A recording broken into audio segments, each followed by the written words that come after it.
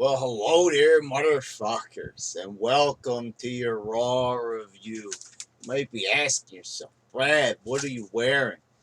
You know exactly what I'm wearing. I'm fucking Brad Balor, the Universal Champion, soon to be this Sunday.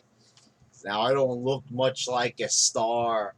I don't act like much a star. I don't talk like a star, but a bunch of losers here in the YWC think I deserve this title. Think I deserve to be where I am. There's not a lot that traditional wrestling fans could do because the fucking YWC has hijacked Raw. They've done this now for a little period of time, but now they have consistently hijacked the show. Pretty obvious that on the SmackDown side of things, they're going for a more traditional wrestling look and feel.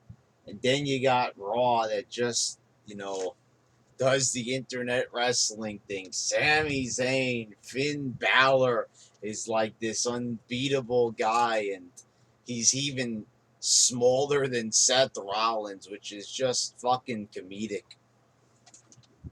We start off with Seth Rollins outside. He said he's gonna find the Demon King. Where is he? Well, where else would he be? He's a wrestler. He's either in his fucking dressing room, I don't know, or he's in that weird room from the promo last week, the video package, that people were arguing with me was a traditional promo when in fact it was not. It was a pre-taped fucking boring ass segment, little vignette piece of shit. Um, so Seth Rollins is gonna find him. Okay, so this is how he's gonna spend the night. He's gonna go find Balor. All right. So anyway, we're in the ring. We've got Rusev there. He's pissed off at Reigns for disrespecting Lana. This segment was boring the fucking shit out of me. Now, keep in mind, remember, guys, I'm just watching this on YouTube. I'm not even watching the whole thing, and I'm already fucking bored out of my fucking gall. Just a brief 4-minute clip of this segment was enough to just turn my attention completely away from it. Um, you had the referees getting in between, and Roman and Rusev. Mick Foley was there. They're gonna go 1-on-1 tonight, and I don't really understand why they're doing this. Why are they giving the match away on free TV? Isn't the whole reason subscribe to the network? And we're gonna get to that in a bit. Sami Zayn defeated Sheamus.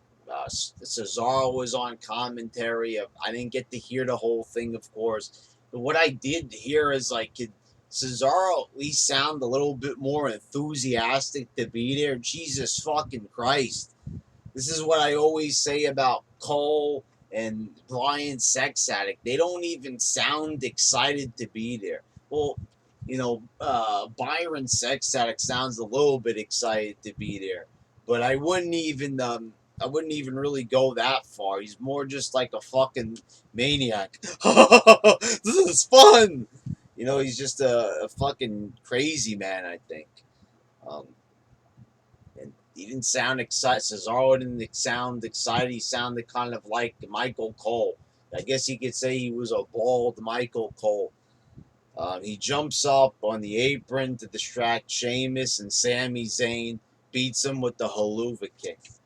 Something about Sami Zayn beating a guy that looks like Sheamus, that looks fucking wrong as hell, and you guys fucking know it.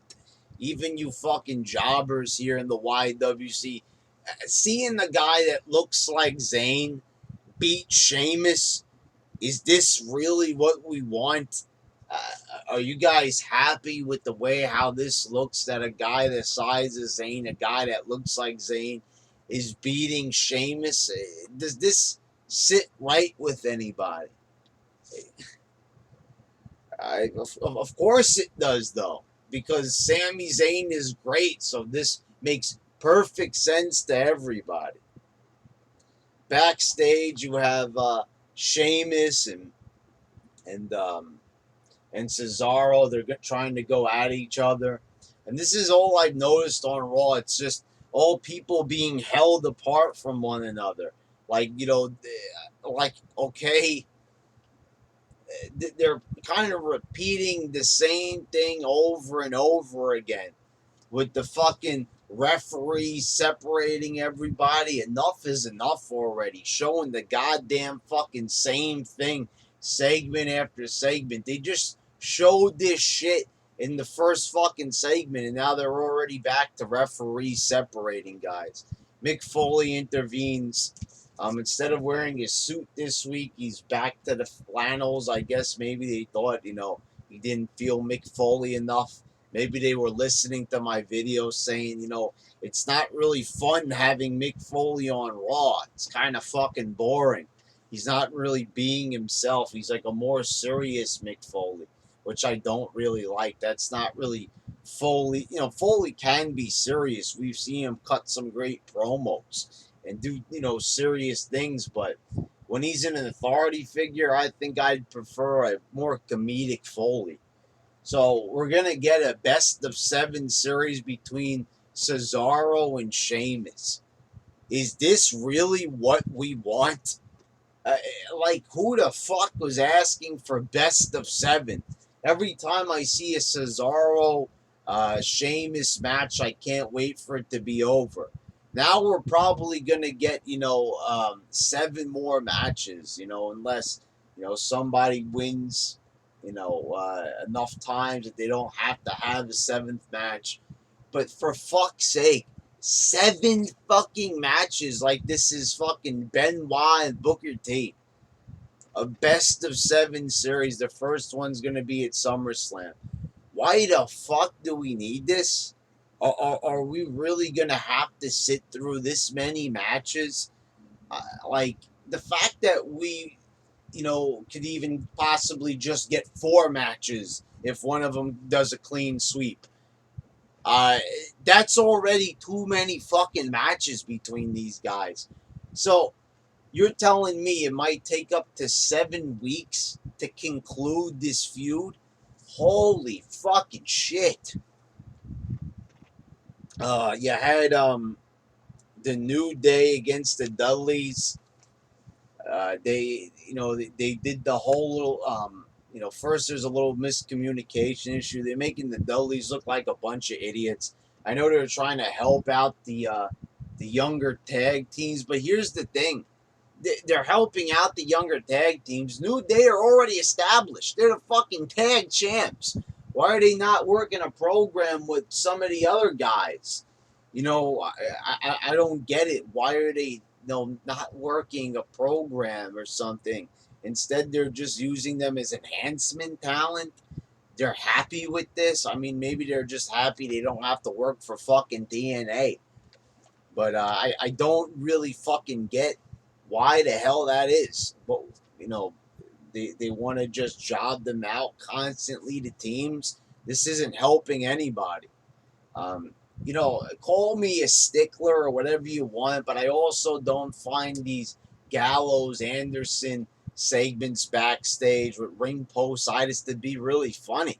Or the little bit of eggs. They put an egg in the microwave. They were making jokes about testicles and stuff. And, you could say, oh, this ain't really all that PG and everything. And, guys, like I already said, I don't give a fuck about every little chance we get that we get something that's not PG if it is in quality. I mean, this is just fucking dumb already.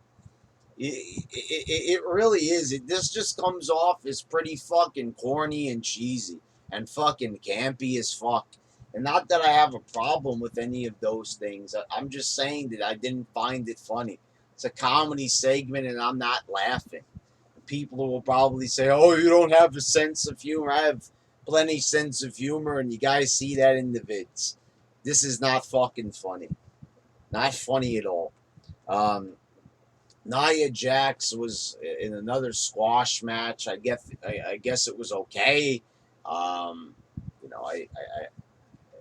They're just going to keep repeating the same thing with her and Braun Strowman. They've got a whole formula going. So they drafted them. They're going to do all these squash matches. They're not even involved at SummerSlam. 4 hours of SummerSlam. It might be like WrestleMania. 4.5 hours, maybe even. And are going to have to, we're not going to even get these guys there. They're putting a lot of time and effort into these people. Well, effort. Just time, really. Why do we need squash matches from these people? Apparently, with Finn Balor being catapulted to the top, everybody watches fucking NXT. And the thing is, Braun Strowman was already on Raw and SmackDown. Why does he need to be reestablished? Because he has a new fucking haircut and a new theme song, and now this is reinventing Braun Strowman. He's not reinvented. There's nothing that's really changed about Balor. Braun Strowman besides his hair and the theme song. That's it. And now we got to sit there with fucking 4 or 5 squash matches in a row. Do something with these people. It would have been more exciting maybe to see Sasha Banks against Nia Jax. At least it'd have that little underdog feeling. It would be a good moment at SummerSlam. Instead, they're going right back to Charlotte and Sasha. You got Brock Lesnar in the ring, and Heath Slater comes out and says that, he's here. If he beats Brock Lesnar, he'll get a contract on Raw. Lesnar speaks for the first time in, live. I know he spoke in some of the video packages that they've done on him. Like, for the first time in fucking 4 years. And I've been saying this. Brock Lesnar is not bad on the mic. There's no reason why the guy needs Heyman talking for him every week. Give the guy the fucking mic and let him talk a little bit. They always fucking have Heyman come out there and say the same fucking thing. So I'll admit it was a little bit refreshing. But once again, it's kind of like you got Lesnar there and no Orton, and instead you got Heath Slater. Where does this add up to anything? How, do you guys realize that this is the Raw right before SummerSlam? And I do agree for once with James Caldwell on PW Torch. It was refreshing. But in the same fucking breath, I have to say that the segment was worthless. Once again, it's just hard selling the match against, with Orton and Lesnar. And Slater is there to help promote it. How is Heath Slater going to help promote this match? And I'm looking at Slater. And I noticed the guy's like only an inch shorter than Lesnar. And I have to ask again, why is Slater considered the joke? He's almost the same height as Lesnar. The guy has a look going for him. Why is this guy not a star? I said it back in 2012. The guy was willing to job out to every single Raw legend that showed up. I thought the guy would get rewarded for doing that, for helping put over all these legends that you hadn't seen for years, having them return to Raw and beat Slater. And you thought maybe they would reward him. And there was even some rumors about, Slater maybe getting a reward for helping out these legends of the business. But instead, no, they put him in 3MB. That's how they reward Slater for a job well done. Brock Lesnar tells Slater, he wants to talk about his kids. He F5s them. It was an entertaining segment, and like I said, I like seeing Lesnar talk again. Big Cass defeated Kevin Owens by DQ when Chris Jericho attacked him during the match. This just feels extremely random having Jericho and Owens together just for the fact that they're two Canadians. And Jericho's like reinventing himself by wearing a scarf and growing a weird looking goatee. Like I said, I've been saying this bizarre weirdo Jericho character, I'm not really a big fan. I don't really see what the appeal is of having Jericho act like a fucking weirdo. You know, after the guy is the first undisputed champ, has a whole career of great, glorious moments, an Attitude Era A-lister. Um, you know, the thing is, seeing Jericho like this is like kind of degrading. They're just kind of making him like this loopy legend that just doesn't know what the fuck he's doing anymore. Basically, I mean, I'm not blaming him. It's the writing. Where are they going with Jericho? Why is he there? He's not going for any titles. He never really wins anything of any significance. So why the fuck did they even bother with him on the show? He's better off not even being there. Like I said, it's degrading to his character, and I thought the guy was going to be taking time off. He's just lingering around in a tag team with Owens. And like, really, you know what? They're going to have Jericho help get Owens and Enzo and Cass over. That's going to be the argument they're going to use here. They're going to use these guys to help, get Enzo and Cass. So Enzo and Cass are already over. They don't need this fucking team. They're already over than most guys on this fucking roster. For fuck's sake. Enzo and Cass come out and they get a bigger reaction than even Brock Lesnar or any of the other guys. They're more over than Jericho at the moment. So, how does it help them to have a match with these guys? Doesn't help them at all. So it's just a waste on the card, and this doesn't feel like a big match. SummerSlam used to be a card that was like second only to WrestleMania, really. You'd have these great A-list matches, and this year it's full of fucking B-list bullshit. Rusev and Roman brawl backstage. Another pull-apart brawl. I know they didn't really brawl in the first segment, but once again, they're being like held off and stuff and, pulled apart from each other. So, once again, it's the third time it happens this night. Where's the variety? Where's the originality? I'm not saying we can't have pull-apart brawls, but for fuck's sake, when the referees have to come out every single fucking segment, it kind of gets a bit old, is what I'm trying to say here. The Shining Stars defeated the Primetime Players. No, the Primetime Players didn't get back together. Titus turned on Darren, but the thing is, why are they teaming together here?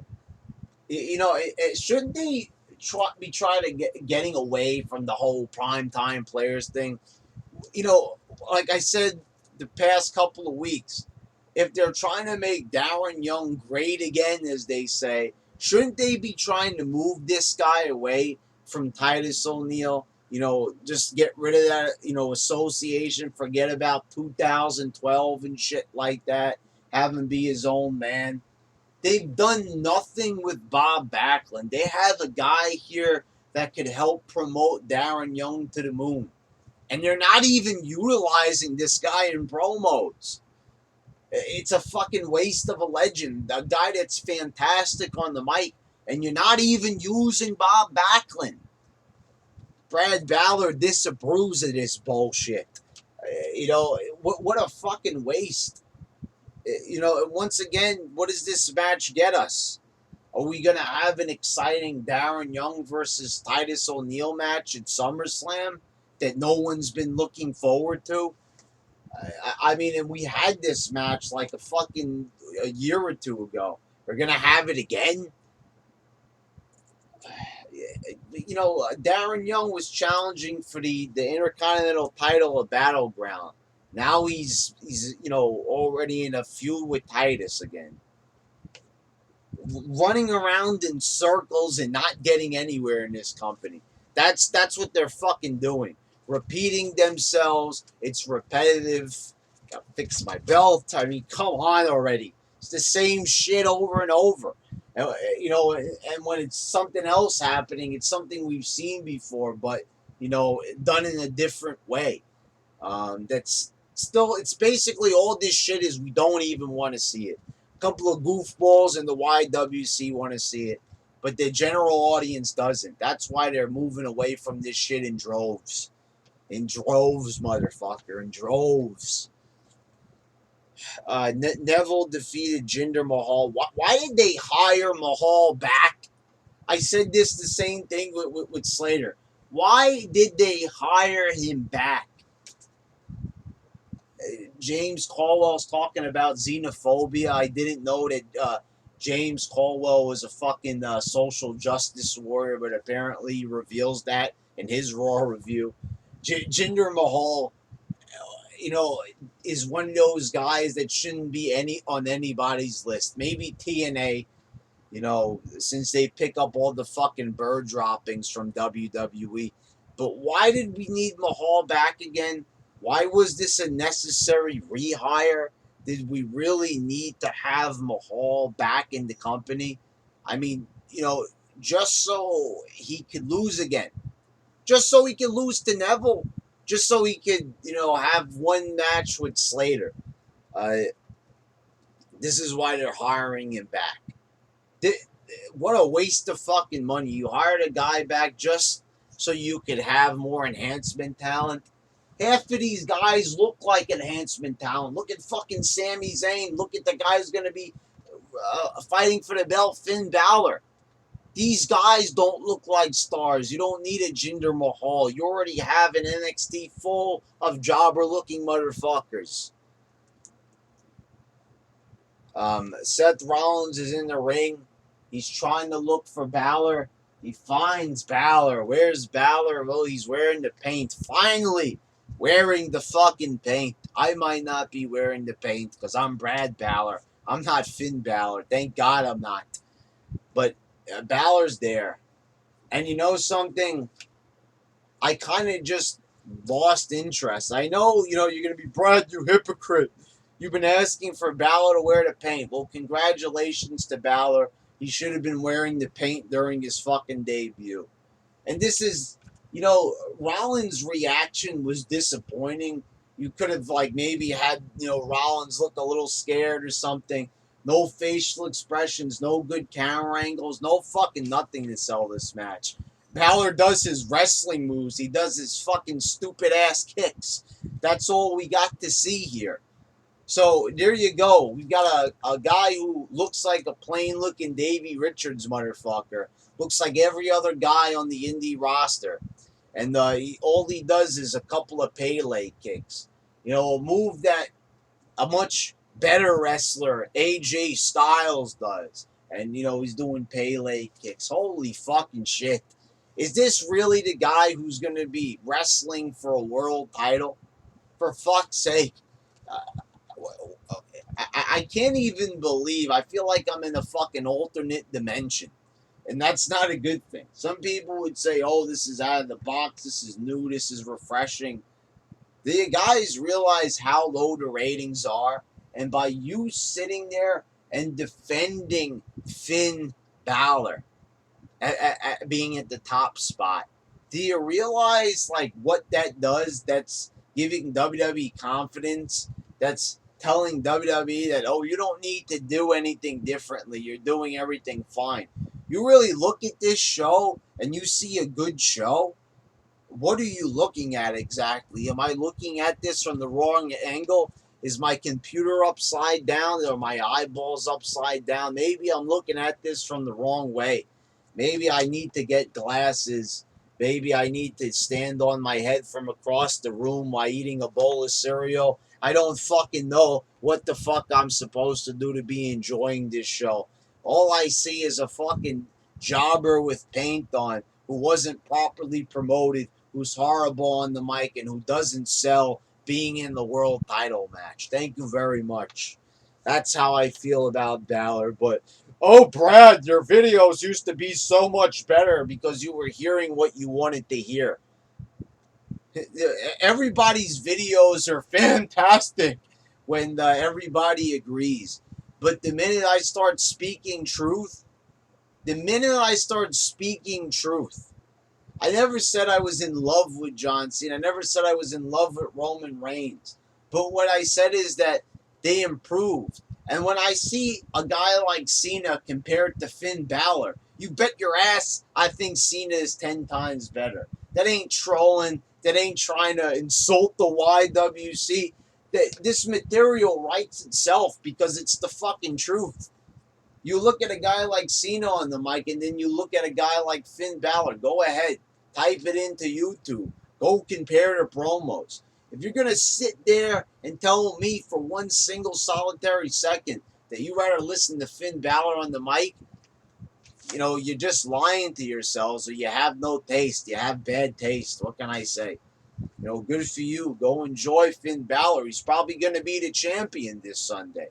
Because Raw has been hijacked by the YWC. The club defeated the Golden Truth.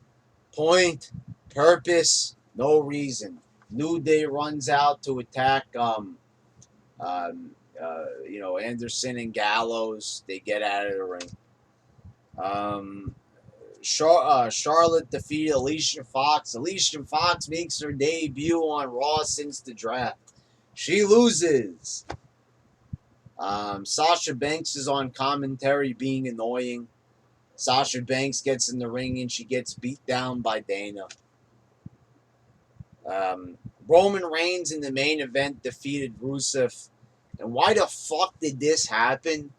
Well, why the hell did Roman Reigns already beat Rusev clean on this show? Also, Roman is like the first person to ever get to the ropes during an accolade. Shouldn't they be saving that dramatic shit for SummerSlam? So obviously now that Roman won, Rusev is going to win or keep the title at SummerSlam, unless they want to just make him look like a complete fucking loser. I don't understand, why did they book it like this? Instead of just getting in and out with the pull apart brawl, instead of just doing that or booking a tag match of some sorts or, do whatever they do, they decide, hey, let's just have the match already. What? And also, why is this going on last? Instead of promoting Brock's match last or, which wasn't really the best build-up anyway, or putting, when I watched YouTube, everything is all out of sorts on there. So then when I was combing through James Caldwell's review so I could at least put everything in order for the clips that I watched, I thought the Finn Balor thing went on last. Because, it would have made sense that Seth was searching for Balor throughout the whole fucking show. So it would have made sense that he finds him at the end of the show. But instead, they do it almost towards the end. Not even. There's still 3 more segments after that. 4 more segments. I guess Charlotte talks to Dana in the back briefly. They had a little brief swerve. Charlotte said that Dana was worthless and she would be replaced after SummerSlam. Then she attacked Sasha. So anyway, I'm why is Roman beating Rusev here? It could have been an okay moment at SummerSlam to have Roman beat Rusev. But, why do they, blow the result to the match, right away? Because that Rusev is going to win. Or he's at least going to keep the title by DQ or countout or some shit like that. Maybe Roman will spear Lana by accident. Maybe I won't give a fuck. I don't fucking know. Motherfuckers, SummerSlam is looking like a piece of horse shit. The only match I'm really looking forward to is Orton and Lesnar. Everything else, really, no. This has been Brad Balor on 10 times better than fucking Finn Balor. Couldn't even remember his name. And you got people saying, fucking people asking me to take my shirt. First of all, not even embarrassed to do this because the thing is, fucking here in New York, it's 90 fucking degrees. And people have been saying that, oh, Brad, stop trying to act like you're jacked because you're not as big as Finn Balor. Finn Balor doesn't have guns like this, motherfuckers. And plus, you're comparing me to a wrestler. Finn Balor should be 10 times more jacked than me. But so I don't even see the comparison. You're even insulting your own fucking wrestlers. Look, I'm Finn Balor. Yeah, you know, like, come on. This is the guy who you're going out of your way to show support for. This guy looks like a fucking jobber. Fucking jobber. Leather jackets are not gonna save this guy. You know, fucking title belts, a fucking universal title is not gonna help Finn Balor. Nothing is gonna help this guy. This is not a big star, and you know people are acting like, "Oh, Brad, you're against Balor," but everybody loves him. Everybody does not love Balor. If everybody loved Balor, the ratings would be at a 5.8 or a 6.8. They wouldn't be at the bottom of the barrel at a fucking 2.0 if everybody loved Balor. Yeah, you know who loves Balor? The fucking YWC, the IWC. That's who loves Balor. Not everybody else. You love Balor. I don't love Balor. See, even the people who still watch, not everybody loves him. You can tell by the response to my video. So other people are going to stop watching Raw when they see this goofball with the belt. Oh, SummerSlam just happened last night. Let me put on Raw to see what happens. I haven't watched in years. Click it on. You see Balor. He's probably not even going to be wearing the paint. Who the fuck is this little fucking jobber? Click, turns it right off, puts on a better fucking show, which would be anything. Even motherfucking Golden Girls would be better than watching this fucking bullshit. Look at this. I could put together a 30-minute rant and I only watch the shit on YouTube. Even that is unbearable, motherfuckers. Even that I might stop doing. Because even in the fucking clips, even though it's so much easier and faster to watch, if anything, if I continue to do it, it really is going to be just solely for the subs and not for my entertainment. Because this shit is fucking tormenting still. I hated it. I hated this fucking show. It was fucking garbage. I mean, here you have a big, huge match with Orton and Lesnar. Let's not even try to promote it in a decent way. Let's put Slater out there, just throwing Balor out there, you know, just all of a sudden with the paint. No, this was not good, motherfuckers. Not a good show at all. Finn Balor, no.